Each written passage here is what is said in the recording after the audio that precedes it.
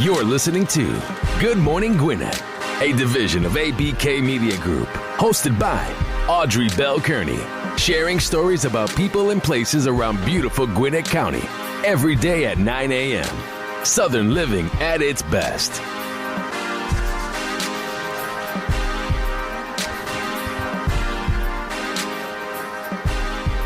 You want to live stream? Yeah, just take it. But if you're going to go, hey, welcome to Good Morning Gwinnett. I'm your girl, Audrey Bell Kearney. Listen, I know it's Saturday and I know I'm supposed to be home relaxing, but I'm not relaxing because it's PopUp Small Business Saturday here in Gwinnett County. So I'm here today with a wonderful vendors who have some wonderful products. Listen, if you listen to the sound of my voice, come on through 279 West Krogan Street. I've been talking about it all month, so we're here. Today is the day. Come out and support. But right now, I have sent to the table a young lady who has her own clothing line, and it's called I Fit Out. And we're going to talk to Miss Amber. Amber, welcome so much. Hi, Miss Audrey. I am so excited to be here. Thank you so much for having me. You're very welcome. Listen, I'm so happy to be here with you guys. This is my first event, and for those people who know me, they know events are not my thing. Now, Amber just told me she does like one a month. I'm like over here sweating just listening to her tell me that, like, one a month. Like, I've been trying to get through this one for the last month and a half. I probably got some extra gray hairs to add to these other thousands that I got on my head.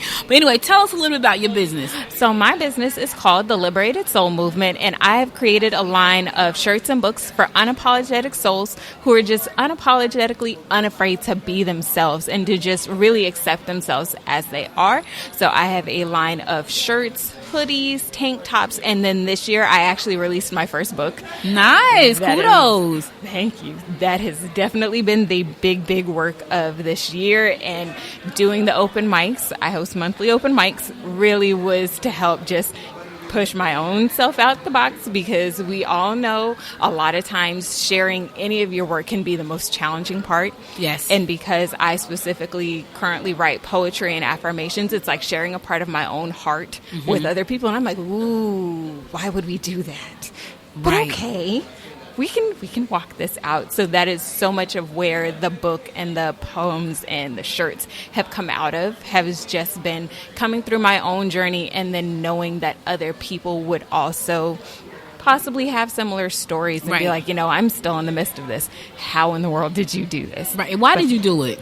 So about 5 years ago, I came out of a very toxic marriage. And as I had to do the work to really rebuild myself and re-get to know myself, I started writing the affirmations. I started writing the poetry, talking about my own anxiety, talking about my depression, talking about just how I came out of it, and really working to rebuild myself.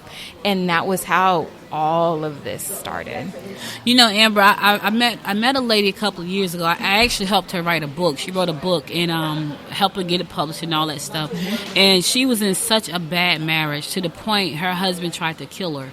And she said to me, and it was a heart-wrenching story. We did something called I Am Her, and her stands for oh God, don't tell me I forgot what her stands for. Hardworking, empowered, and resilient. So that was something that I launched called I Am Her movement, and her stories was so heart-wrenching, because she talked about how she had taken a shower one night and she had gotten out of the shower, and the only thing she was able to do was put on her underwear, not even a top. And he dragged her down the stairs, and he told her he was going to kill her that night. And she was able to run to her neighbor's house, and that's what saved her life.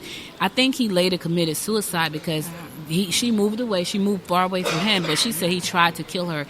What do you say to the person who has gone through such tragic things, and somebody that's listening right now may be going through the same thing, and they're still there? Because in my mind, I'm saying to her, why did you stay? And the thing that people miss when you wind up in those toxic situations is that it didn't start at the hitting. It started at the words. There's always a pattern that can be followed with those kinds of people, to where by the time that person is actually being hit or being truly broken down, it started so far before that they've at that point been mentally conditioned to accept that behavior. Wow. And so that's why when people are like, oh, they should just get out, I'm like, it's really not that simple. Like when I tell people, so in my previous marriage, my ex-husband was emotionally abusive. We were married for about 4 years. When I finally left, it really was, you can call it God, you can call it an alignment of the stars, however you want to phrase that. But I literally planned for a month to be able to leave, to be putting money aside, to be looking for an apartment when he wasn't like with me. And it literally happened that the weekend he had left town for a fraternity event, the apartment that I wanted came available. Wow. And I had to move out while my ex-husband was out of town. Wow. So he literally came home, closets empty, took my child with me. Like, I wasn't far because custody, didn't want to get charged with kidnapping and things, but it literally was one of those dead of night moves. And it just so happened that the woman that was processing my lease, her boyfriend was abusive and living with her. Wow. And so sitting there telling her this story, she's like, oh my gosh. She's like, and you're here now? She's like, that's incredible. And even now she's told me, she's like, you legit saved my life. Wow. And so that's I'm getting chills. Me too. Yeah, I'm getting chills. And like, I still remember it, and it was such an amazing and freeing moment to be able to show her that in that moment, it's like, one, you're not alone. Right. So many times, because that person who's in that situation, they feel completely and totally isolated. Right. The solid majority of the times. Then they don't have the resources, because there's a solid chance they've been financially isolated as well. So they really, one, may not know where to go. They may have been in this situation before, and family may be isolated. They're like, we told you multiple times to leave. Things like that, and you went back and things like that. But that person needs to know that they're still not alone. Right. That there are still resources available. Wow. And that you can get out. Yeah. But they are going to have to find the safest possible route to be able to do that. Yeah. Because even after I left, my ex didn't know where I lived for a good at least a month. And I still will never forget the time that he popped up at my job after that. Right. Like, those kind of moments, that's the frightening part. And that's what people miss when they're looking from the outside in, is that in that moment, you don't know when that person might pop up, and you don't know what's going to happen. Right. And if you don't have some kind of safety net, some kind of resource that you can call on to be able to get help, like, you just don't know. And so it becomes safer in that time, in that point in time, to stay. Right. Quote, we're going to put that in quotes. Safer to stay than to leave. Wow. It's a horrifying thought. It's very true. But we all also know that domestic violence is one of the number one killers of women. Yeah, it is. And it's so sad, and it's, you think you're marrying this great guy. But, I wonder, and you could tell me this, before you got married, looking back in hindsight, before you got married, did you see any red flags that was a red flag? You said, oh, he'll change.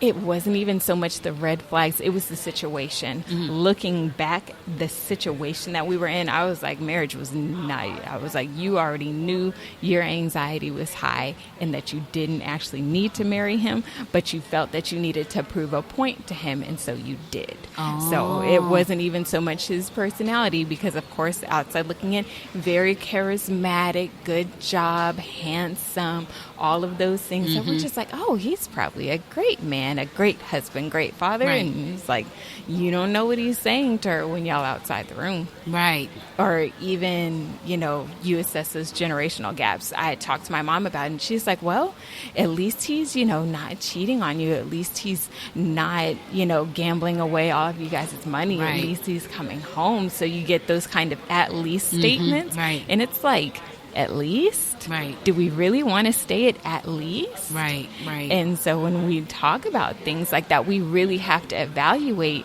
how we're, qualifying our relationships. I'm like, do you really want an at least relationship? Right. I don't even want you to have an at least relationship with yourself. Right. I was like, I don't even want that for me anymore. I'm like, no. I was like, I don't deserve at least. At least he's not cheating. At least he's not hitting me. I was like, he's still lying to me. Right. He's still disrespecting me. Right. He's still manipulating me. So no, no, I don't think we're going to do this anymore because Wow. I'm worth better than that. So now you started the business, and you started the business because of this situation. Yep. How has that been going for you? It has been an adventure. Ooh, it has been such an adventure, but it's been such an amazing experience to really be able to get with people and really tell them, like, who you are is cool. I'm like, so you're quirky? Okay. I was like, that's fine. Because I meet so many people that as soon as they hear I fit out, they're like, oh, they're like, I get it. And the ones that immediately get it, I was like, I already know you, my people. Right. I was like, you may not be all the way quite there accepting that. Right. But I was like, but you know that you're outside that box. Yeah. And society tried so long to put you in a box that you're just like, I just want to flow underneath the radar. Right. Because I definitely had that space in my life where I would have done anything to flow underneath the radar. Yeah. Because if they can't see me, they can't bother me. Right, exactly. I was like, they can't bother me, they can't bully me, they can't pressure me. Right. It's like, but we are really coming to a time and place where it really is okay to accept yourself as you are. That's right. However you coming. That's right. Just come on and know that you're not alone. You know, I think the universe is telling us all that. I look at the things that I look at, you know, I'm always on a personal development tip, always. Oh, yeah. And I look at people that I'm surrounded by, and it's this whole self-love movement almost. Because it may not be an abusive husband, it may be a job that you hate. Yeah. You know, it could be anything that makes you unhappy. It could be friends. It could be friends that are toxic. You're absolutely right. It could be any of those things that are toxic. But I think people are getting to the point where they just want to be, you know, happy. Yeah. You know, and they don't want all that stuff. And we pray for the ones that are the abusers. Yeah. We have to pray for those people because they are we hurting sure too, do. really. Yes. Like, That's the when real you think truth. about it, they are hurting. Someone, and I heard this is an old saying, and I know you probably heard that, hurt people hurt people. And that's the truth. Sure do. I'm sure that when you left, your husband was devastated because he probably figured, I don't know, what kind of person am I to be that person that she would want to leave me? You know what I mean? Especially when on the outside it looks great. Oh, yeah. You know? On the outside, it So looks great. tell people how to be. Listen, we at Small Business Saturday, guys. We'll be yeah, here yeah. till 3 o'clock. But Amber's, come on through, shop with Amber. But tell them how to reach you if there's somewhere like in Seattle. Someone was on my Facebook in Seattle. Absolutely. So if you are on Facebook, Instagram, my website, everything will come up under The Liberated Soul Movement. Everything. Facebook, Instagram. My website is www.theliberatedsoulmovement.com. For the entire weekend, my entire store is 40% off if you find me online. Shop with me. Grab a book, grab a shirt, whatever speaks to you. If it resonates with you, you probably need it in your life. Or if you thought of someone, you probably need it for them as a Christmas gift. That's right. All right. Thanks so much, Amber. Absolutely. Come on down, 279 West Krogan Street. We're broadcasting live. I'll be talking to more entrepreneurs in the next segment coming up. Come through. Lawrenceville. We're located downtown Lawrenceville, 279 West Krogan Street, downtown Lawrence, on the corner of Culver and Krogan. Come out. Shop local. Shop small. Use the hashtag Shop Local, Shop Small. Today is Small Business Saturday. Yesterday was Black Friday. Best Buy got all their stuff. Now you come out and support the small businesses because it's today. All right. We'll be back again with another great entrepreneur right here at Shop PopUp Small Business Saturday right here in Lawrenceville.